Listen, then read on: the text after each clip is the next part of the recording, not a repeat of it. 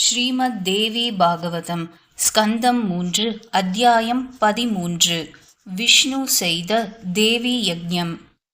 தந்தையை கரை சேர்க்கவெண்ணிய ஜனமேஜய மகாராஜா வியாசரை வணங்கி, ஓ பிதாமகராயுள்ள பெரியோரே, ஜகத் காரண ரூபியாய் ஒப்பிகந்தவராய் பிரம்ம தேஜோ வாசராய் சர்வ வியாபகராய் விளங்கும் நாராயண மூர்த்தி முன்னர் தேவி யக்ஞம் செய்தாரென்றீரே. அவர் எவ்வண்ணம் செய்தனர்? அவர் அந்த யாகம் செய்யத் தொடங்கிய காலத்தில் அதற்கு சகாய பூதர்களாய் வேத தத்துவார்த்தம் உணர்ந்தவர்களாய் ருத்விக்குகளாய் இருந்த அந்தணர்கள் யாவர்? இவற்றை நன்றாயெடுத்து கூறுவீராயின் நான் அவற்றை கேட்டு நின்மல சித்தனாய் சாஸ்திரத்தில் கூறிய வண்ணம் அந்த யக்ஞத்தை செய்கிறேன் என்று விண்ணப்பம் செய்ய, வியாச பகவான் அந்த ஜனமேஜயனை அன்புடனே நோக்கி, ஓ மகானுபாவனே, விஷ்ணு மூர்த்தியினால் விதிமுறையாக செய்த அந்த அற்புதமாகிய யக்ஞ பிரபாவத்தை கூறுகிறேன், கேட்பாயாக. முன்னர் பிரம்மா விஷ்ணு ருத்ரர்களாகிய மூவரும் பராசக்தியை ஒரு தீபத்தில் ஸ்திரீ ரூபம் கொண்டு தரிசித்தார்களென்றும் அவர்களுக்கு அத்தேவி சரஸ்வதி முதலிய 3 சக்திகளை அவரவர் தொழிலுக்கு ஏற்றவாறு தந்து விடை கொடுத்து அனுப்ப, அவர்கள் முன்போல் புருஷ ரூபிகளாய் தெய்வத்தன்மையுடைய விமானா ரூடராய் கண்டோருக்கு பயத்தை உண்டு பண்ணத்தக்க மகா பிரவாகத்தோடு முன்னிருந்த சமுத்திரத்தை அடைந்தனரென்றும், பின்னர் வெள்ளமாறி பூமியை கண்டு அதில் நின்று தங்களுக்குரிய சத்தியலோகம் முதலிய உலகங்களை படைத்து அவரவரும் உலகங்களில் வீற்றிருந்து சிருஷ்டியாதி தொழில்களை செய்ய தொடங்கினரென்றும் கூறியிருக்கின்றேன். அவற்றுள் சிலவற்றை ஈண்டெடுத்து கூற வேண்டியவனாயிருக்கின்றேன். அம்முறையை கேட்டு வருவையாயின் பின்னர் நீ கேட்க விரும்பிய தேவி யக்ஞ விதியை எடுத்து கூறுகிறேன். என்னையெனின் திரிமூர்த்திகளும் பூலோகத்திற்கு வந்தபொழுது தேவியினுடைய ஆணையினால் நிశ్చலையாகிய ஆதார சக்தியானவள் அவர்களுடன் வந்தனள். அந்த சக்தி எல்லா பொருளையும் தரிப்பதனால் தரை என்றும், அகண்டமாய் இருப்பதனால் பிருத்வி என்றும், ஆதிசேஷனுடைய மத்தகத்தில் தரிக்கப்பட்டிருக்கின்ற சக்தியினுடைய சிரேஷ்ட தன்மையை அடைந்திருப்பதனால் மகீதலம் என்றும், மது கைட்டபருடைய மேதையோடு கலந்திருப்பதனால் மேதினி என்றும் பெயர் பெற்ற இந்த மேதினியிற் கலந்து பூமி ஸ்வரூபமாய் ஆகிவிட்டாள். ஓ பூபாலனே, பின்னர் இந்த பூமி அசையாமல் இருத்தற்கு பர்வதங்களை உண்டு பண்ணி அப்பர்வதங்களை மரத்துக்கு இருப்பாணி வைத்தடித்திருப்பது போல அதில் ஆழ்ந்திருக்க வைத்தனர். அதனால் அம்மலைகளை பண்டிதர்கள் மகீதர வென்றும் கூறுவர். அம்மகீதரமாகிய மலைகளுக்குள் மேரு மலை மிக பெரியதாயும் பொன்மயமாயும் இரத்தினமயமாயும் இருக்கின்ற அநேக சிகரங்களால் பிரகாசமாயும் பரமாத்முதமாயும் உள்ளது. பூமியின் செய்தி இங்கனமிருக்க மரீச்சி, நாரதர், அத்திரி, புலஸ்தியர், புலகர், கிருது, தக்ஷன், வசிஷ்டர் என்று சொல்லப்பட்ட இவர்கள் அனைவரும் பிரம்மாவினுடைய பிரசித்தரான புத்திரராவர். இவருள் மரீச்சி காஷ்யபரை பெற்றார். அவருக்கு மனைவியாயுள்ளார் தக்ஷனுடைய 13 பெண்கள். அப்பெண்கள் வழியாகவே தேவாசுரர்கள் உண்டாயினர். ஏனைய மானிடர், மிருகங்கள், சரபங்கள் முதலிய பலவகை ஜாதி பேதங்களாயுள்ள உயிர்கள் எல்லாம் உண்டாயின. பிரமனுடைய சரீரத்தால் வலப்பாதியில் ஸ்வாயம்புவ மனுவும் இடப்பாதியில் சத ரூபி என்கின்ற பெண்ணும் உண்டாயினர். சத ரூபி என்பவளுக்கு பிரியவிரதன், உத்தானபாதன் என்கின்ற 2 பிள்ளைகளும் அதிக சுந்தரிகளாயுள்ள 3 பெண்களும் பிறந்தார்கள். இவ்வண்ணம் பிரம்ம வம்சம் விருத்தியான பிறகு பிரம்மா மேரு பர்வதத்தின் உச்சியில் தன் பெயரால் பிரம்ம லோகமொன்று உண்டாக்கி கொண்டு அதில் இருந்தனன். பகவானாகிய விஷ்ணு மூர்த்தியானவர் லக்ஷ்மி தேவியினால் விரும்பத்தக்கதும் எல்லா உலகங்களுக்கும் மேல் உள்ளதுமான வைகுண்டத்தை கிரீடார்த்தமாக உண்டு பண்ணி கொண்டு அதில் இருந்தனர். ருத்ர தேவரும் கைலாசம் என்கின்ற திவ்யமாகிய ஸ்தானத்தை உண்டாக்கி கொண்டு அதில் நந்தியாதி பிரமத கணங்களோடு உல்லாசமாய் உலாவிக் கொண்டிருந்தனர். மேருவினுடைய சிகரத்தில் நானாவித ரத்னமயமாய் உண்டு பண்ணப்பட்ட ஸ்வர்க்கம் தேவாதிபதியாகிய இந்திரனுக்கு அமைக்கப்பட்டிருக்கிறது.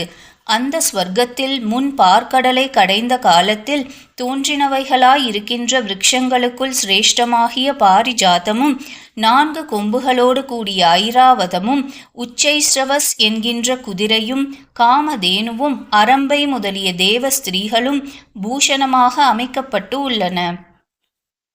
அவைகளை இந்திரன் பரிபாலித்து கொண்டு அதில் சுகித்திருக்கின்றனன். அந்த ஸ்வர்கலோகத்திலேயே பாரிஜாதம் முதலியவைகள் பார்க்கடலில் தோன்றிய பொழுது தோன்றினவர்களான தன்வந்திரியும் சந்திரனும் பிரகாசித்து வருகின்றனர். பிரம்மா விஷ்ணு ருத்ரர் நீங்களாக ஏனைய சராச்சரங்களெல்லாம் நானாவித பேதங்களாய் கற்பிக்கப்பட்டுள்ள தேவ திரியக் மானிடம் என்னும் 3 விதமாய் சிருஷ்டிக்கப்பட்டு கண்ம பேதங்கட்கு ஈடாய் சராயுஜம், அண்டஜம், சுவேதஜம், உத்பீஜம் என்னும் 4 வகை யோனி வாய்ப்பட்டு வெளிவருகின்றன. திரிமூர்த்திகளும் தத்தம் இடத்திலிருந்து இவ்விதமான சிருஷ்டி பேதங்களை செய்து கொண்டு வரும்பொழுது அவருள் ஒருவராகிய விஷ்ணு பகவான் தம் இடமாகிய வைகுண்டத்தில் லக்ஷ்மி தேவியோடு கிரீடித்திருக்கும் சமயத்தில் முன் பார்க்கடலில் கண்ட ரத்ன வகைகளால் அலங்கரிக்கப்பட்டிருக்கின்ற தீபத்தையும் அதில் மகாமாயா ஸ்வரூபிணியாகிய எந்த தேவியை தரிசிக்க ஸ்திரீ ரூபத்தை அடைந்து மந்திரோபதேசம் செய்யப்பட்டதோ அதனையும் நினைத்து அத்தேவியையும் தியானித்து வைகுண்டத்தை விட்டு கைலாயத்துக்கு சென்று மகாதேவரை அழைத்து கொண்டு தேவி சம்பந்தமாகிய யஜ்ஞத்தை நடத்துவதற்கு உத்தேசித்து பிரம்மன், வருணன், இந்திரன், குபேரன், அக்னி முதலிய தேவர்களையும் வசிஷ்டர், காஷ்யபர், தக்ஷ பிரஜாபதி, வாமதேவ முனி, பிரகஸ்பதி முதலிய தேவ ரிஷி பிரம்ம ரிஷிகளையும் பூசுர சிரேஷ்டர்களையும் வரவழைத்து வைத்து கொண்டு மகா வைபவத்தோடு கூடினதாயும்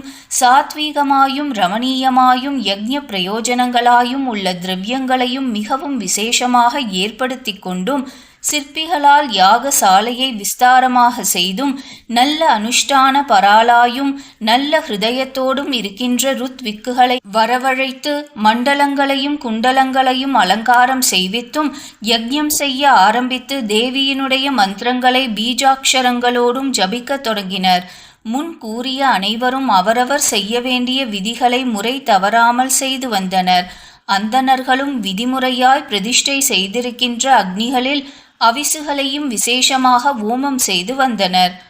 அச்சமயத்தில் நல்ல சுரத்தோடும் தெளிவான அக்ஷர விளக்கத்தோடும் கூடிய அசரீரி வாக்கொன்று எழுந்தது.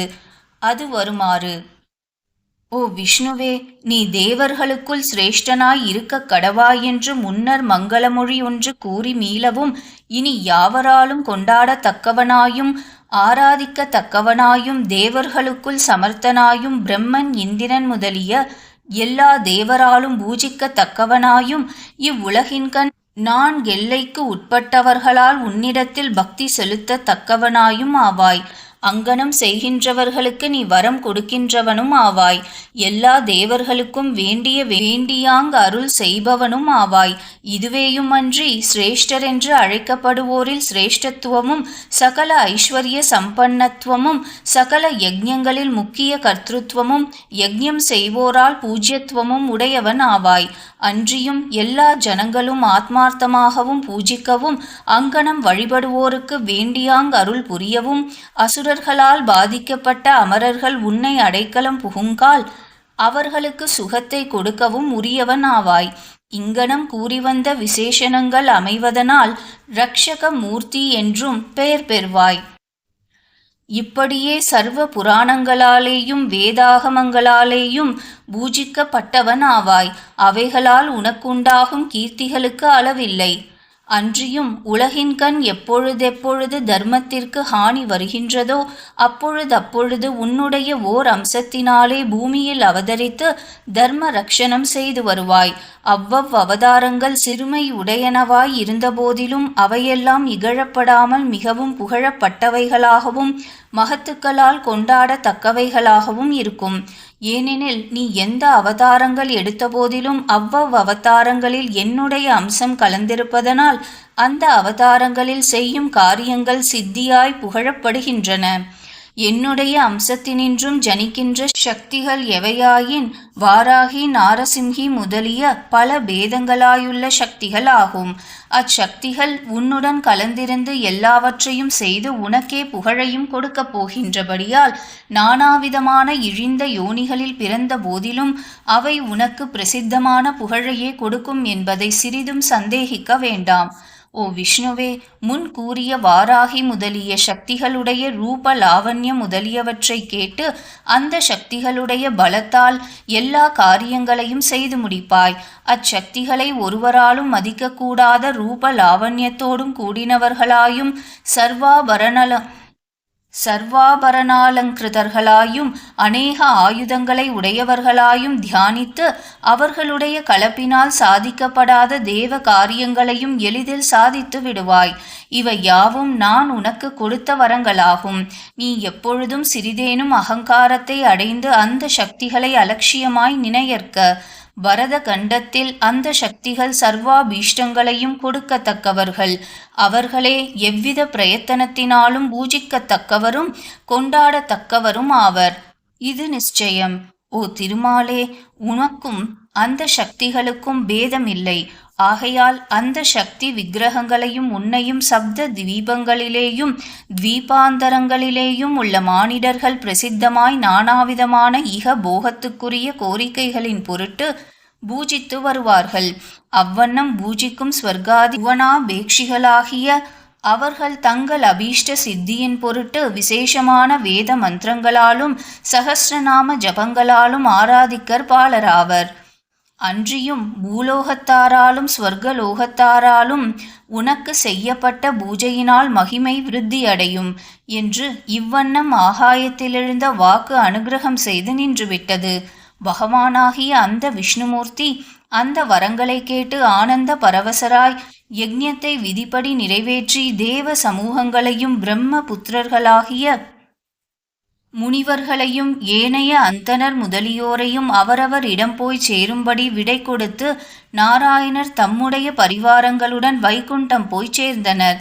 விடை பெற்று போகத் தொடங்கிய அனைவரும் ஒருவருக்கொருவர் அசரீரி வாக்கை எண்ணி எண்ணி அதிசயித்து அவற்றை பலமுறை எடுத்து சொல்லிக்கொண்டும் தங்களுக்கு இந்த யஜ்ஞத்தில் இருக்க வந்த புண்ணியத்தையும் அதனோடு அசரீரி வாக்கை கேட்டு மகிழ வந்த பாக்கியத்தையும் புகழ்ந்து கொண்டும் இந்த வாக்கை கேட்டதற்கும் வரும் புண்ணியம் எவ்வளவோவென்று கூத்தாடியும் கேட்பதற்கு ரம்யமாயும் நல்ல விளக்கமாயும் எழுந்த இந்த வாக்கை போல் இதுவரையில் யாராவது கேட்டிருப்பார்களாவென்றும் கேட்டிருந்த போதிலும் அத்தேவி விஷயத்தில் பக்தி உண்டாயிருக்குமாவென்றும் சொல்லி சொல்லி தேவியினுடைய பக்தி உடையவர்களாய் சகல பலன்களையும் கொடுக்கின்ற அந்த பராசக்தியினுடைய பூஜையை செய்து வருவோமென்று சென்று அவ்வனமே யாவரும் செய்து வந்தனர்.